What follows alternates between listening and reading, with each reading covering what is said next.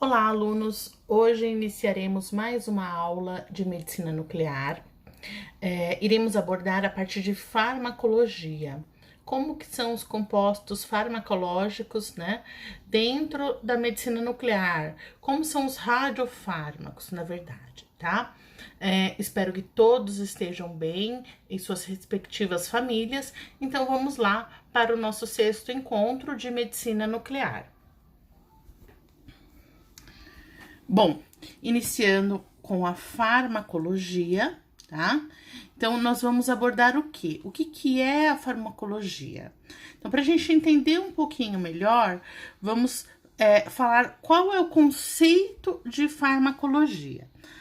Farmacologia nada mais é que a ciência que estuda a história, as propriedades físicas e químicas, os efeitos bioquímicos e também fisiológicos, o mecanismo de ação, a absorção, a distribuição, a biotransformação, a excreção e o uso terapêutico dos fármacos, tá?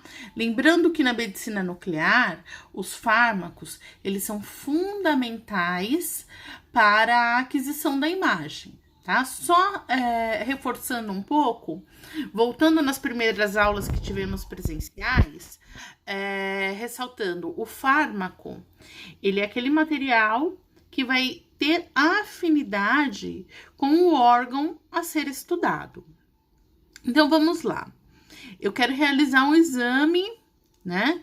E aí, esse exame, ele tem que ter afinidade com esse órgão. Então, ele vai fazer uma interação aí no meu organismo, né? Um efeito bioquímico no meu organismo. Ele vai passar por todo o sistema circulatório até chegar ali no local que eu quero aí fazer a aquisição da imagem. Lembrando que o meu equipamento de medicina nuclear, ele não emite radiação. Quem que vai emitir radiação? O meu paciente, tá? Após a administração farmacológica, o meu paciente, ele tem um período, né, que é pro fármaco percorrer na corrente sanguínea, e após aí, ele vai emitir a radiação. Esse sinal de radiação emitido vai ser captado aí pelo organismo, né? Eu faço aí, eu emito o sinal, o meu equipamento, ele vai captar esse sinal e o meu equipamento transforma esse sinal em imagem, tá? Então, aí, só ressaltando, a definição de fármaco, né? Segundo aí o oficial, dada pela portaria ministerial número 3.916, tá? Do Ministério da Saúde, de 30 de outubro de 1998. O que o Ministério da Saúde fala que o fármaco é? Ele é uma substância química que é o princípio ativo do medicamento, também chamado de substrato, né? O que seria um substrato? Então, falando de substrato, a gente vai lembrar muito das plantas medicinais, né? Que eram extraídos aí as seivas para fazer ali os medicamentos. Então, o substrato é o meu material em que eu vou utilizar para fazer ali a minha substância, no caso, farmacológica, tá? O meu material a fins de medicina nuclear, nesse caso. E aí, o que são radiofármacos? Essa tela, a gente pode resgatar na memória aquele desenho que eu fiz para vocês na lousa, no meu gerador, tá? Então, qual que é a definição do radiofármaco?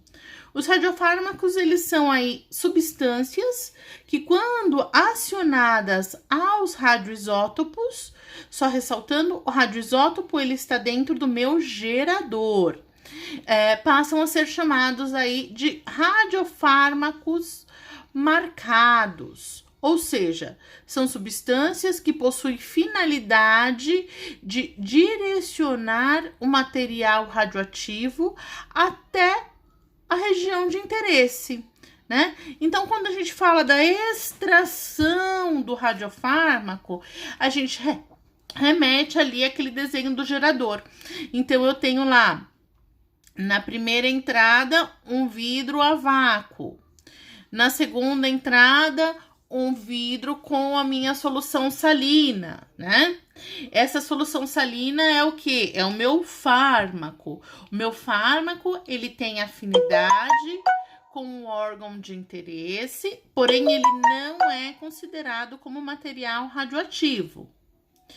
Já o radiofármaco é aquele meu material, né, a minha solução salina, que passou por dentro ali, né, do meu radioisótopo, do meu gerador, foi irradiado, então ele sai do outro lado, naquele vidro a vácuo, como material radioativo, tá? Então, aí ele é denominado de radiofármaco. Então, os radiofármacos, eles nada mais são que elementos instáveis que emitem energia aí na busca da sua estabilidade. Então, ele quer uma estabilidade, tá? Então, ele é instável. Então, essa é a denominação aí, a classificação dos radioisótopos. Os radioisótopos são elementos estáveis. Bom, nós temos aí a junção entre o radioisótopo e o fármaco. Então, quando eu faço a junção do radioisótopo com o radiofármaco, eu vou denominar como radiofármaco, tá? Então, a junção do radioisótopo e do meu fármaco. Então, vamos só ressaltar essa frase. Quando eu falo de junção do radioisótopo com o fármaco, é quando o meu fármaco, ele tá passando por dentro do meu gerador, né?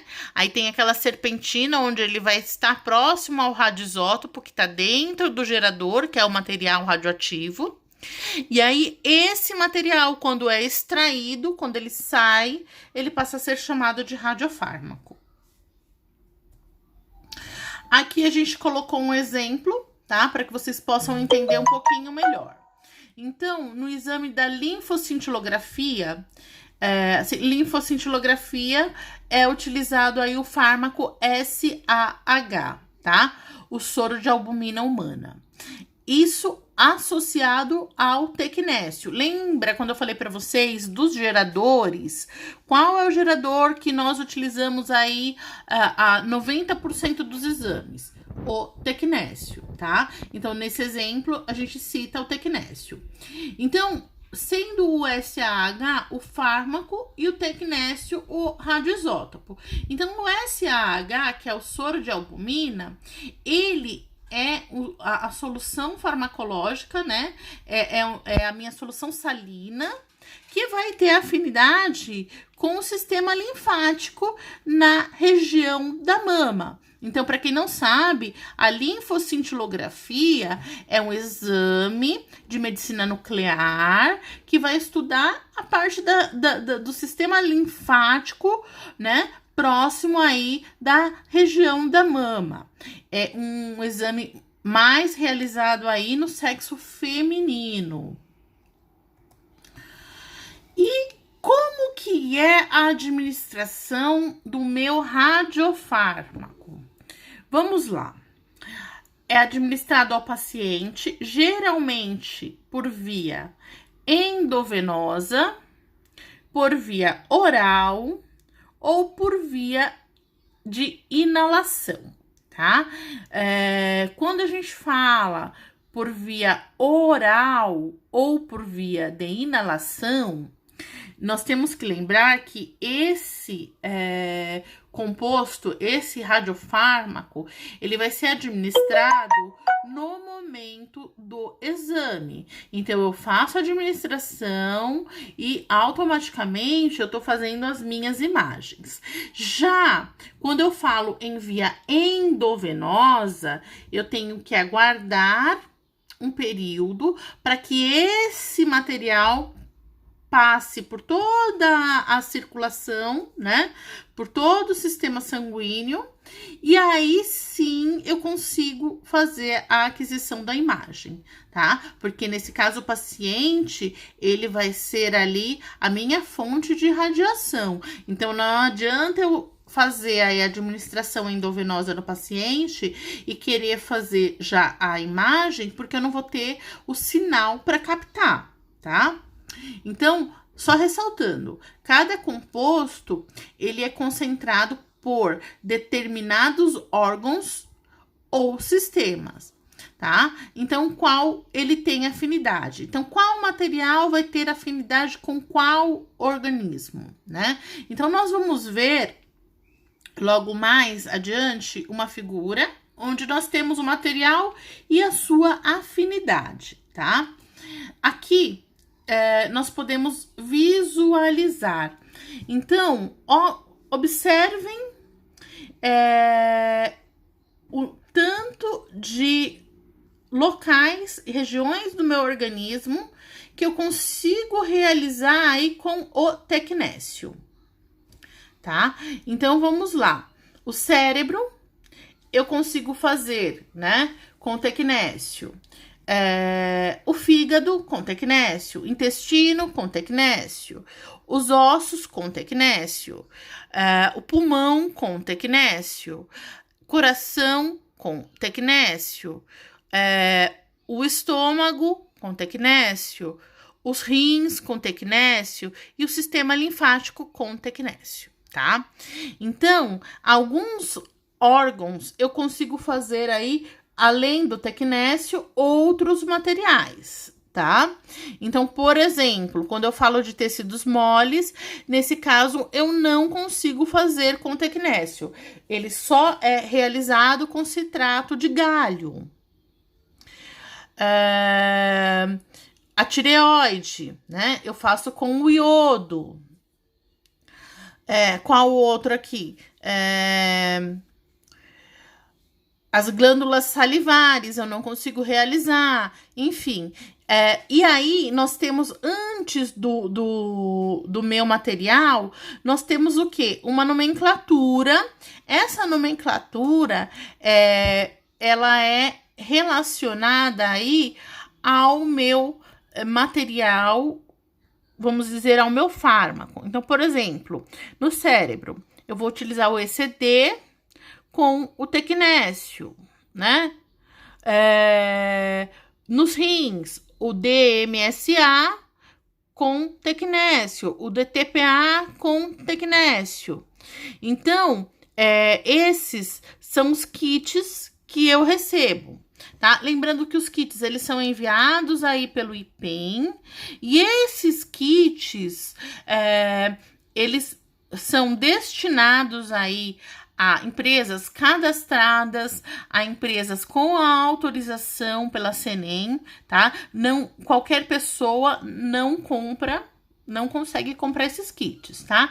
Esses kits, eles são aí muito controlados pela Anvisa, né? Por uma questão de qualidade, porque é um material que ele não é um material radioativo, mas ele é um material que vai fazer ali, né, um componente com gerador que é radioativo, e ele vai passar aí a ser radioativo posterior à extração do gerador, tá? Então, nesse caso, ele é um material que tem um custo aí bem elevado, ele é um material onde é um valor, né, caro, vamos dizer assim.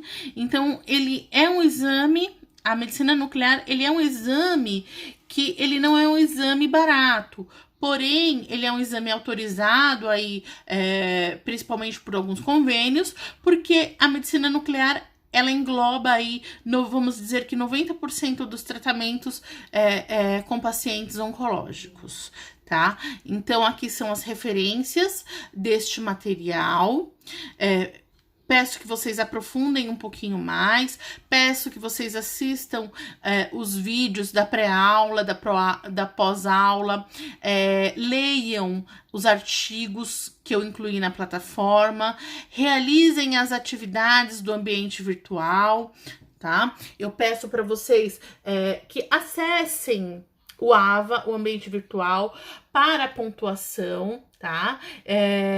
Façam as atividades online, façam todas as atividades que a gente encaminha para vocês pelo ambiente virtual ou pelo grupo de representantes, para que a gente consiga aí contribuir com esse semestre que está um pouco conturbado, mediante tudo que vem ocorrendo aí no Brasil e no mundo, tá?